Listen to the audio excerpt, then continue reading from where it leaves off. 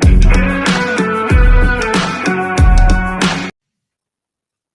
everyone. Welcome back to Malibash Spotlights. Today, we have with us in the studio a really exciting guest that we are spotlighting, who is Saas founder of a lot of podcasting software that is really groundbreaking and is helping podcasters to connect with guests and to kind of move their podcast forward as social audio is becoming a, a growing platform for the world, and especially during COVID, it's increased quite a bit.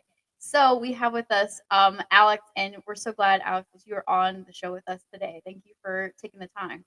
Yeah, Ashley, thanks so much for having me. I'm really excited to be here with you and everybody today. That's awesome. And Alex is an avid podcaster as well. He has multiple podcasts that he has done. He's been doing it for years, I think since 2016. So he's had a lot of experience, and a lot of that comes into play with his software that he has produced or created, produced as well. So I'm really excited to kind of learn the behind the scenes, what kind of got you started and interested. I've heard some of the stories, but I'm going to open the floor to what was the driving force behind your podcast, and then we can kind of go into what kind of created you to form all these platforms and what was the basically groundbreaking ideas for that. So, Alex, you go for it. Sure. The floor is yours. Yeah, thanks, Ashley. First, I want to say that you're my favorite kind of host because you're actually somebody who's curious. Like, you didn't just have me on the show because it was like the right thing to do. Like, not that there is a right reason to necessarily. Like, you having me on the show because you're like actually curious and you believe that it'll also benefit others. So, absolutely my favorite kind of host. I jump on about 200 last year, at least. I jumped on about 200 different shows as a guest. So it's just really cool to find like someone that's my favorite type. So thank you. Glad you're here. And thank you for having me, of course. Yeah. So yeah, like a little bit about like my past with podcasting. When I first, I'll just mention this one like really briefly. But my first podcast was actually part of a Christian multi-author blog. So I started a blog many years ago, and someone's like, "Hey, you should do some audio too." So I was like, "All right." So I started a podcast just for fun with it, and that blog grew a lot, and so did that podcast. And then actually had the opportunity to sell that whole brand all together, if you will. And so that was a cool experience for me. But that's kind of how I got my start in podcasting. But the podcast that really got me into software and things like that was the show that I think that we'll talk about more today, just because it makes more sense for everybody who's tuning in, listening. And it was originally called Creating a Brand. And so I launched this show, Creating a Brand, because I was interested in doing that for myself. At that point in my life, I had been at an aerospace organization for about 13 years. Oh, wow. And at about year 10, I decided, you know what? I don't think I want to do this forever. Like, I think I actually want to move on to something else. Now, and don't get me wrong, I loved the aerospace industry. Like, till the last day I was there, I gave 110%. Actually, like my last day there, like was like so bittersweet. Like walking out the door was like a sad moment for me. But I believe in like ending one season the way that you want the next one to begin. So like my last year there was my best year I ever had. Like I crushed it. So I did really good. But at year 10, I just realized that like I don't want to do this forever. And I want to start something of my own. So for about 2 years, because there's a gap there, right? 10 years is when I decided, and 15 years when I actually left. About 2 years in, I just kept on having like failed attempt after failed attempt. And again, I was really focused on the job, but I was doing all these little side hustles to see if anything would work. And I was like, man, I thought I was good at business. Apparently I'm not. Like, it just wasn't working. And that's what made me decide to start the podcast. I'm like, well, what I'm going to do is I'm going to be a curious host like you are. I'm going to actually do my best to just learn what I can from other people. So I just started bringing on guests that just had a lot of knowledge that I wanted. So I just started learning from them. And thankfully, that podcast just really, really took off quick. And I did not have a lot of influence online or anything like that, but it actually took off quick enough that I was able to get on stages as a podcast host, teaching other people how to podcast and things like that. So I traveled all around the place. I was usually doing about 1 a month was my goal. So I was traveling and speaking at one event per month. And that was kind of like my introduction to like the podcasting world, not just being a host, but getting to know the people in it. So that's a little bit of the backstory there for you. Wow, that's a huge backstory. I didn't know aerospace for one. I didn't know that. That's amazing. I And should give you a disclaimer real quick, Ashley. Sorry, I gotta jump in there. I was not an astronaut, skydiver, or fighter pilot. I worked behind a computer like most people in that industry. So, oh man, I was like, you almost knew an actual space nut. nope, sorry, I got nothing for you. Oh, that's okay. But still, I mean, like that's a huge industry jump from and then go into podcasting and go into that different world as far as that goes, into completely different fields, and Yeah. the whole I appreciate what you said about, the business and feeling like you're not making it. And, starting the podcast is kind of like a really great way of promoting yourself basically. And a lot of people have kind of come to realize like that's a really huge thing. That's using newsletters, and I guess what I've been doing a lot of research recently, where newsletters, podcasts, and shows kind of helps get your business out there because it makes you valuable and valuable to your audience. So that's really cool to hear you say that. Yeah. It's just one of the vehicles. Like podcasting isn't like, this sounds weird to say as a podcaster myself, but it's not like the single greatest thing in the world. It's just the vehicle that's worked really well for me. And I just kind of fell in love with the people in the industry that make up the podcast hosts and guests. Like it's just a really abundance like mindset is like the big thing I find in this industry. So it's just been the great vehicle for me. And I'm just happy to be part of it and be able to serve it. That's so cool, and you're just a great energy too for a guest. And I Thank you. know it's supposed to because I've seen a couple of your podcasts, so you're just like it's a great energy, and you kind of need that when you're listening to somebody because if you have somebody that's too quiet in the background, you're falling asleep. Like listen to it sometimes, True. which is good for bedtime, right? Right. That's funny. Yeah. So what after like your podcasting, what kind of create like why did you decide to go into the software side? The like what established that? I'm sure it had to do something with the aerospace and all that good stuff too. But Yeah, it's a great question. And the first thing that happened was I learned something from a guest on my podcast. I had one guest tell me, he said, "Hey Alex," he's like, and he was talking to the audience, he wasn't just talking to me, but he's like, "Here's like the framework for building a business." He goes, "You find a group of people that you care about," and I'm paraphrasing this, like this was a 20-minute conversation, but basically, you find an audience or a network or a group that you care about, that you're passionate about. You go all in on that. You talk to them, find out what they're struggling with, and then you create a solution to fix that problem that they're having. And so in my mind, like it sounded so simple. I'm like, okay, here's what I'm going to do. What I'm going to do is I'm going to go to, I'm actually going to go to this event because it was like 3 days before I was going to an event. So I went to that event and I was speaking and I told my wife, I said, hey, when I get off stage, people will line up to talk to me. And that's just, people are just being nice, right? Like it doesn't matter if you're a good or bad speaker. People are just they want to talk to you. And mostly just to encourage you and stuff like that. But there's about 2,000 people at this event. And when I got off stage, there was about 100 people that lined up that said the exact same thing, which I found really interesting. They said, I'm having trouble finding ideal guests for my show, like having trouble finding ideal guests. And while I was at that event, like I even talked to some other people that were not podcasters. They were people that just released a book and they were saying, man, I really wish I could find the right podcast host here. There's 2,000, but I can't find the right ones. yeah. And the funny thing is it didn't really click for me. Like I went home just like, okay, I found a problem. What the heck do I do with that? Right. Like I now know like the hosts need help finding guests. Like, what do I do with that?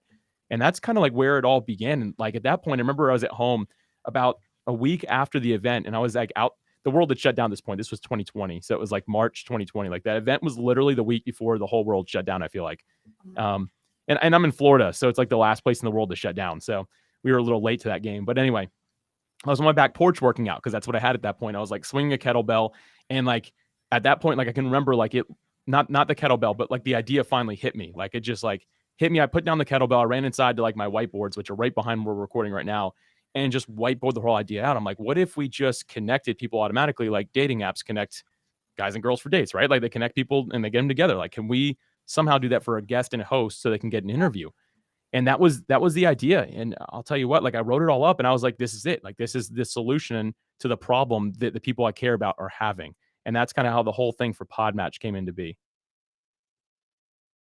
That's amazing. And that's I know how we connected on PodMatch, and I've actually used that platform to find some of the guests on my two different podcasts that I have, and it's really awesome because you put in what you're looking for, or what your podcast is basically about, and then you get matched with people, and you can upgrade to get more matches, or you can go and search people and reach out to them, message them, set up a time to do like a pre-interview.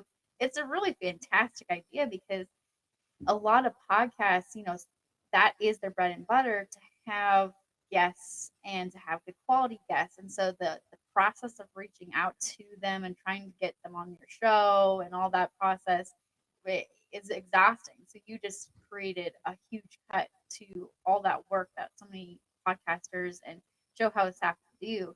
And your platform is growing extremely fast from what I've been watching anyways. And It's also been mentioned. You've been mentioned in Forbes, which is huge. I mean, that's every business owner's dream. Right. Yeah, yeah. It was So mine for a long time too, and then it happened without me knowing it. Somebody, like, randomly told me. I was like, "What?" I'm like, "In wow, Forbes? Since when?"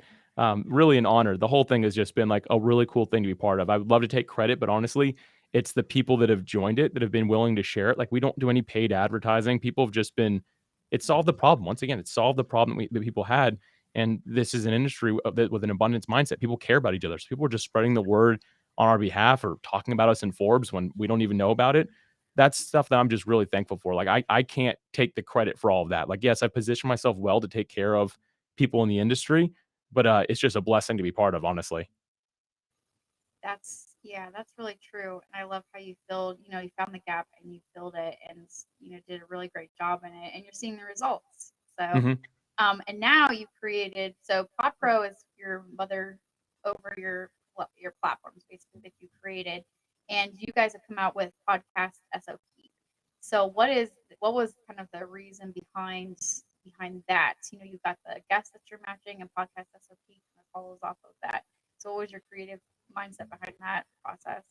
Yeah. So, going back to the original reason I created PodMatch, or like how I figured out I just found the problem and created a solution for it. Well, one thing I noticed early on with PodMatch is a lot of hosts were leaving after like 4 months. Mhm. And like 3, 4, like, it was all different. That's, like, maybe just when I noticed it, but I started reaching out to some because 'cause I'm like, I gotta find out what's wrong with the platform. Like, there must be a reason that they don't enjoy it. Like, what's going on? So I kept on reaching out, and I learned something that was it made me happy, kind of, and sad at the same time. Made me happy because they weren't leaving the platform, they were leaving podcasting. So I was excited to know, okay, it's not a problem with our software, but why are you stopping podcasting? And it was always like, man, I heard a lot of things. It's like, so I started talking to people. I think I talked to almost 1,000, actually just over 1,000 different people that had stopped their show to figure out, like, why, like, what had happened, and identified a few key things. I mean, the main one being, of course, like the monetization. People want to be able to make money with it, and that's not always a realistic expectation. There's a little bit more work to go in that goes into it than maybe people think. And if they don't Mhm. have the proper why for podcasting in the first place aligned with the dollar amount, people will leave. That's the main reason. Working on trying to help people with that too, but haven't figured out that one fully yet. But the second thing I heard was just the stress that was involved with podcasting. So, like, I wanted to drill down, like, well, why is podcasting stressful? Like, you can't just say it's stressful because it's not for all of us. Like, what makes it stressful? And what I narrowed it down to was a lack of systems and processes that each person had. And my background in aerospace, like, I was an operations guy. Like, that's what I did. I was a senior executive at the company. I was over 5 departments of the company, and my whole job was to streamline our processes and protect our profit margins. Like, that's all I did. So when I heard about this problem, I was like actually excited because I'm like, hold on, if you're stressed out and it's because you don't have a system, you're just using like sticky notes everywhere and like you have like a whiteboard with your ideas on it. Not that those are bad things, but if that's not helping you feel organized and you feel like you always have to remember stuff in your head, it's like what David Allen says. He's like a big productivity guy. He says that your head is for having ideas, not for storing them. And if you're trying to store too many ideas up there, you're gonna get stressed out.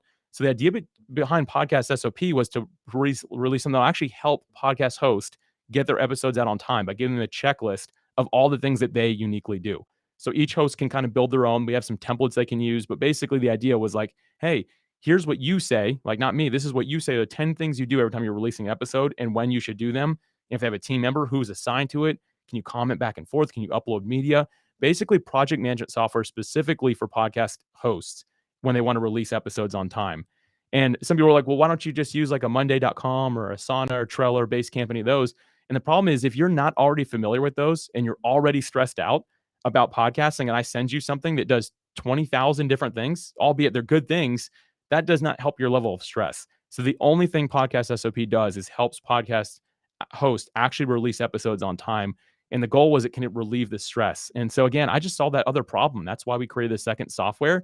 And it's how we'll create our next one and release it as well. It's just identifying the continuous problem that our members have and how can we help them solve those things. So that's why we did this. That's amazing. Yeah, podcasting is not for the faint of heart. It is a little bit more, you know, it's kind of like creating a newsletter. It's not necessarily very money making oriented, but it's becoming such a thing where people go to listen and learn, and it's a really great way to have an influence. And it is hard. So and also too, that goes back to, I think we were talking a little bit about this earlier about the content creating and how Instagram. so many of the platforms, TikTok, Facebook, they've changed their algorithm so that the influencers on there have to create content on a certain time frame. They have to get it out this time. They have to do it, this many reels, this many that sort of videos and whatever to be able to create their engagement and keep that going. And they're changing how everything works. So it's just another thing to have to worry about. And if you're not making money, right off the bat from it, it does get frustrating and it gets really discouraging. Um, and so I really think that's what a great idea. There's so many people that are creating these agencies where they can do all the postings for you at certain times. So why not have that for podcasting? Like, this is software that people can use. They don't have to use the Asana or Right. Salesforce, all this other stuff that you can do, which is just an extra CRM as a thing to worry about. So this is really Yeah. cool for podcasting. I'm Thank excited you. about this. Yeah. Yeah. Yeah, I appreciate that. And talking about all the social media stuff, like we have like a parent company, as you mentioned, PodPros. So like Yeah. we did that specific. People were like, why'd you do that? Maybe it's a bad idea. Maybe I'll come back to you in 6 months, Ashley, and be like, that was a terrible idea. Don't ever repeat that. But in my mind, I'm like, I don't want all social channels for Podcast SOP and all social channels for PodMatch. And then our next brand, like as we keep on growing, I'm like, let's just put it all under one parent company name and all the social media be in one place, and we just direct people to the different services they're interested in. That to me made sense in my head. Maybe that's not the right move, but we'll find out. But for right now, it seems to be working pretty well for us and streamlining that, because social media can just be a lot, and it's not one of my strength zones. No, it is a lot, and I think most content creators are experiencing that. And I'm probably going to do a show soon about the burnout that a lot of creative minds are running into. And you can't put creative minds on a deadline too often, because eventually it gets burned out. So I think that's gonna happen pretty soon with a lot of content creators out there. Just Yeah, I could imagine that. And then also just the over, like you're saying, like the burnout. That's gonna be a good topic. I'm looking forward to hearing that episode that you bring, because so many of us, even with podcasting, like when someone's like, okay, you need a podcast, well, you also need a blog, you also need a TikTok, you need all these different things. It's like, man, keep the main thing the main thing. If you try to do all of it, you spread yourself too thin. You can't actually do any of it well. Just start with the one thing that you say is most important, and until you master that, stick with that one thing. exactly. Yeah, I was thinking back today, even Hollywood, professionals and people that are in the Hollywood mindset that go to their auditions and movies and stuff, they go through a lot of the burnout processes, and they don't have to necessarily always be at quite the level as they're getting up there at the same level as influencers, or almost on that same level where they have to be in that spotlight 24/7. And so it does create a lot of backgrounds, things that are gonna probably we'll start seeing here pretty soon. So yeah, that'll be interesting. But It anyways, will. back to you. Back to the software here. Um, how do you feel like, since social audio is such a growing environment platform right now, how do you feel that you're kind of on the groundbreaking software platform for this? Like, I feel like podcasting has grown. I can't remember the exact percentage, but I think it's like 14% in the last couple years, and that's a huge amount. And it's becoming bigger and bigger. Social audio, like even Twitter, has gone to having their own spaces, and there's a lot of current platforms that are thinking about moving to more of a social audio type setting too. That's you. You've started this software that's a kind of a groundbreaking. Like, how does that make you feel? It's Yeah, I mean, it's five. it's kind of like, it's a little surreal. Like it's just, it's kind of, again, like I can't take a lot of credit for, like my timing was not, had nothing to do with me. Like this is just when I had the idea. But if you think about it, like one of the reasons podcasting now is starting to grow, and you're seeing all these other service companies, like they cover all elements of podcasting. They're showing up because people follow where the dollars are going, and the ad spend in podcasting is just like, I mean, it passed the billion mark last year, I believe. Anyway, like it keeps on growing. So like the actual ad money that's going into it, the money that's being poured into podcasting is like, just, it's a lot. Like it's really going for us. And I see people like, okay, well, I want a piece of that and start creating things. And we got in like right before that. So the timing was just like really right.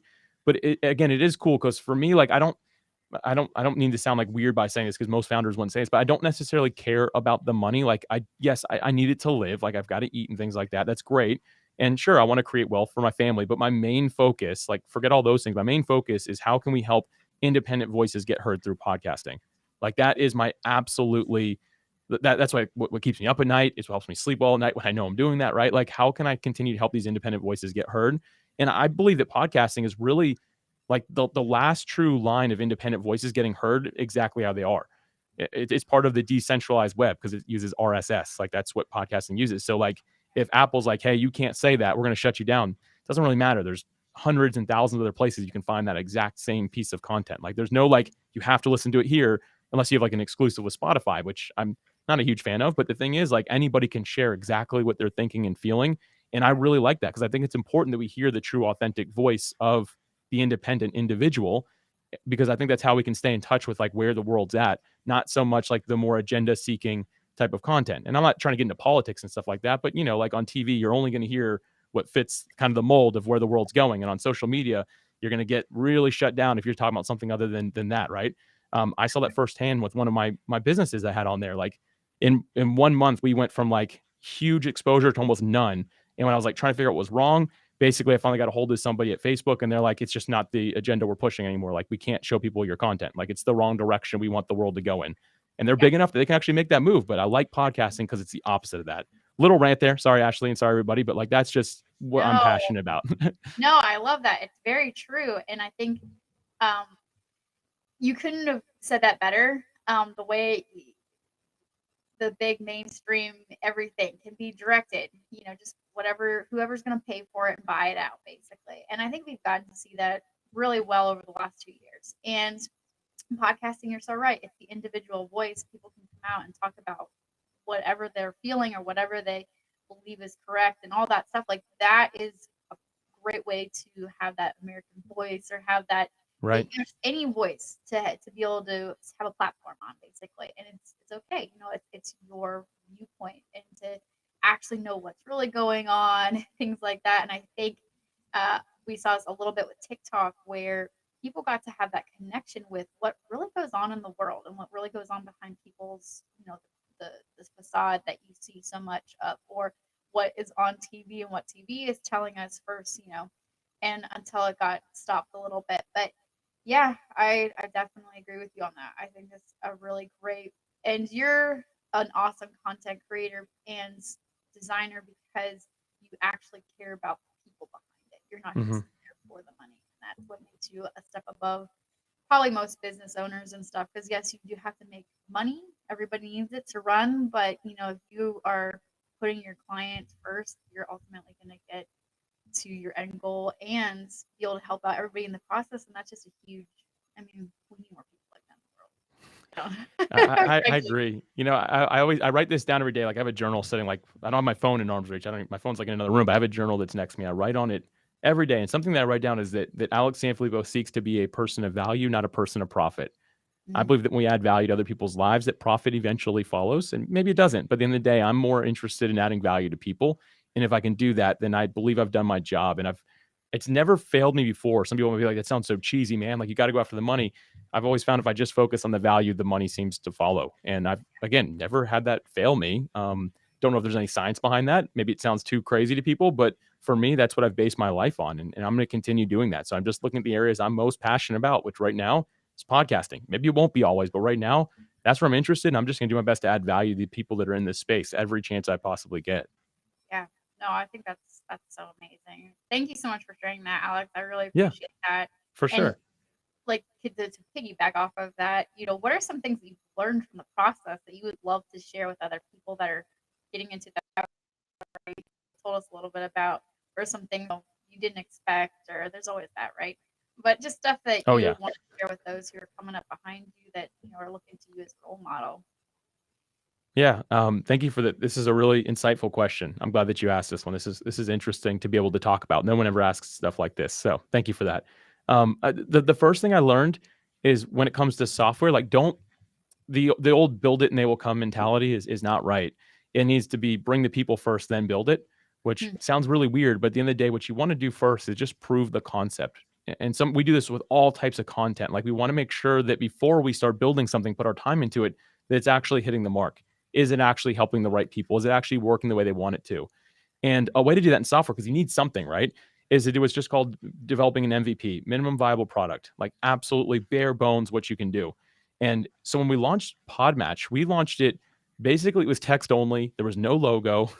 And I launched it with 100 people that I met at that event. I just asked them for their contact information. I got it from them, said, here it is. Tell me, does it work? And sure, I got some people being like, wow, it's really slow. And they're like, wow, you should get a logo, or like, could you put any more text on a single page? You know, like I got those type of comments, but I just went back to them like, does it work? Is it doing what you want it to do? Maybe not at the level you want it to, but is it doing what you want it to do? And we were able to actually verify the fact that yes, we're on the right track. So once you do something like that, then you want to focus on continuous improvement. So again, like anything that you're going to do, even with a podcast, get the idea out there. You know, start a website, a blog, anything.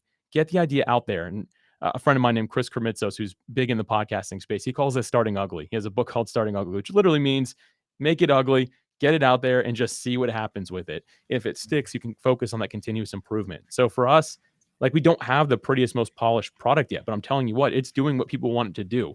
And as long as it does what people want to do, then we focus on polishing it up, making it look nicer. Like, you know, at the end of the day, if you have like a, you know, like if you buy a, I think it's a, maybe it's Lexus or something like that, they put like the bow on the car around Christmas time. It's a nice car. It runs really well. So that bow is like beautiful on it. If I put that same bow on a car that like doesn't run and has problems, doesn't matter. You can wrap it up and make it as pretty as you want. If it doesn't work, it doesn't work. Like it's got to work first. So the only reason that whole bow concept works is you're like, oh shoot, it's a Mercedes. It's going to run great. Mm-hmm. So, and many people, unfortunately, we get in this mindset of comparing our day one to someone else's year 20. So like you look at somebody else and you're like, man, they have got such good social media. Their branding is beautiful. Their website is stunning. I need all of that. Then I can start doing what they're doing. It's absolutely the opposite. You've got to start doing the things that you know you can add value with and then focus on that continuous improvement.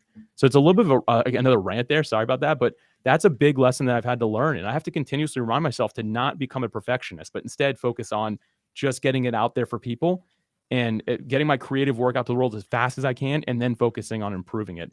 That's probably my biggest lesson learned. And I'm telling you what, if I would have known that before starting this, before starting anything else, I would be a lot further along today. But now I know the importance of just getting out there as fast as you possibly can. Yeah, no, I really appreciate you saying that. And I can tell you're very passionate about it. And that's something that so many people need to hear. Like, because you have that, I need to be as good as the Joneses kind of mindset, right? And you can't, especially since you're starting out, you don't have the budget, you don't have the rapport, whatever, comes along the way, right? So you need to get your idea there, especially for um, development of the web or any kind of application. If you've thought of it, more than likely thousands of other people have. So who's going to get there first? And I think that's one of the things that Apple and Microsoft go back and forth about, right? So it is one of those things that you really, like what you said, what was it? Start 30 and then what was it? What was the ending? Yeah, start ugly and focus on continuous improvement. And that's it. Like if you can follow that loop, then you're good. And just getting out in front of people as quickly as you possibly can for some feedback, really important. One more thing I'd like to throw in there if we have time, Ashley, if you don't mind, I have one more thing. Okay, it's to ask better questions. I have a friend, Rob Fitzpatrick, and he has a book called The Mom Test. And before I read this book, I asked the worst questions. I basically put something in front of somebody like you, Ashley, and be like, Ashley, what do you think? Do you think it's good? Like, what are your thoughts on it? And I would write down what you say. The problem is I didn't ask you a question that was very good because I don't really leave room. If you like me, you're not going to want to break my heart. So you're gonna be like, yeah, it's cool. It's pretty good. Like, it's all right. Like at worst, you're going to say that. But again, going back to the mom test, Rob says you need to ask questions that are so good that your mom couldn't even lie to you about it. And here's why he says that, because here's just, this example is not in the book, but imagine that you decide to invent an umbrella that doesn't keep the sun out of your face and it doesn't stop rain. And you tell your mom about that idea. Like that idea to you, you're like, that's the dumbest thing I've ever heard. Your mom would be like, oh, honey, you're going to succeed. You're going to do so good with everything you do, right? Like she's going to lie to you about it. But if you position it in a way of like, what if there was an umbrella, mom, that didn't stop the rain or the sun? Like, do you think that anyone would ever want something like that? She'd say, absolutely not. So I asked the same question. I just positioned it in a way that my heart wouldn't get broken because I disconnected myself from it. When I started developing software, I asked questions about, this is what I'm building. I'm so excited about it. What do you think? And that question can't get answered properly. Instead, when you ask a better question, like here's an example of like, hey, I noticed there's some people in the podcasting space having trouble getting their episodes released on time. Do you think that people would use a software if it helped them release their episodes on time and did so in a really strategic way? Anyone have any thoughts or feedback? I pulled myself out of the question. Now I can get real responses from people. Someone could be like, that's the worst idea I've ever heard. Doesn't hurt my feelings. They don't think they're hurting my feelings because I'm disconnected from it. So asking better questions with whatever you're creating and pulling yourself out of the equation Yeah. is the best way you can get true feedback that you can actually act upon. Wow, that's fantastic. Because a lot of times it's your baby, right? And Yeah. you don't want anybody to touch your baby. And so a lot of times as parents, we don't we don't allow the good feedback to our babies that we need, sometimes. And so it would help us in the long run. So I really appreciate you saying that. Just pull yourself out and say, this is the product here. What's the good, the bad, the ugly, what where do we need to go with this, basically. So Yeah. that's a huge fact. And I Yep. really appreciate you saying that. So get out there, don't feel like you need to be like the Joneses, and ask better questions. That's really huge. Um, yeah. Any other last remarks or last remarks? That sounds so bad. But any Final thoughts, final words words of of wisdom, any of those things, right?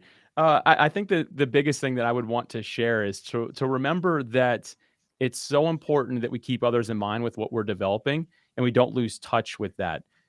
One of the problems I've found in a lot of businesses is we lose sight of day one. And what I mean by that is when you feel that you've arrived and you don't need to be in direct communication with anyone who's using your product, service, listening to your podcast, reading your blog, like when you feel like you can disconnect from that, that's what I call day two. And you stop growing after day one with anything. The idea is to keep a day one mentality, which means I need to have touch with the people that are using whatever it is that I'm providing. I need to have that actual interaction. You find that companies that seem to start failing or when they lose touch with who's actually using their product. A great example of this would actually be Volkswagen, which is mostly a German vehicle, right? And they've always done really good with sales over there, but they decided to develop a really high end vehicle, which no one's ever, I can't even think of the name, but they developed a really high end vehicle thinking they were going to crush it. They were going to compete with Ferrari, like it was like a crazy vehicle of some sort. Nobody bought it. And they started a whole division for this and stuff like that, but nobody bought it. And when the C-suite goes back, I'm like, what the heck happened? Why did nobody buy this car? It's because they forgot who their actual customer is. Their customer is people that are on the lower end income level that are just looking to have a car that's going to get them from work to home and to get their kids to school and all that, right? They lost touch with who they were. And when they did that, they offered something that did not like really communicate with who their actual audience was. And there was no interest in it. So I think for everybody, whatever it is that you're creating, remember, you've got to have that day one mentality of I've got to have my feet on the ground. Yes, it's doing things that don't scale is a good way to say it, but you've got to have at least a little bit of touch point because when you lose that, I believe your company or whatever it is that you're doing will actually start failing. That's so true. Yep. And a lot of companies have, they've seen the difference. And I've actually witnessed it firsthand. I used to work with Pure One back in the day, and obviously Pure One is no longer. And it was because they went outside their niche. They went outside what they were known for, and that took them downhill really, really Hmm. fast. So yeah, if you have branded yourself in a certain way, and you know your audience and you know what they're looking for, you need to stick with it. Unless you're planning on really shifting the ball into something that may be similar to it. But if you go completely the opposite direction, you're going to lose pretty much most of your clientele. Yeah. Yep. Yep. That's so true. Well, thank you so much, Alex. You are a breath of fresh air and just a really fantastic person to talk to. Where can everybody find your amazing products and your, software, and where can they find you to support and follow you and all that good stuff? Yeah, Ashley, thanks so much for having me. This was a blast. You're a great host. Like I said, a curious host is the best kind. I think that's what we can all learn from. So, something else that's important, a little bonus here, is having a singular call to action. If anyone's ever on a podcast or anywhere, have a singular call to action, which means one place that you send everybody. So that's why we have podpros.com. So that is why, like, I created this. You can find all my social links, all my podcast is there. Everything I do can be found at podpros.com.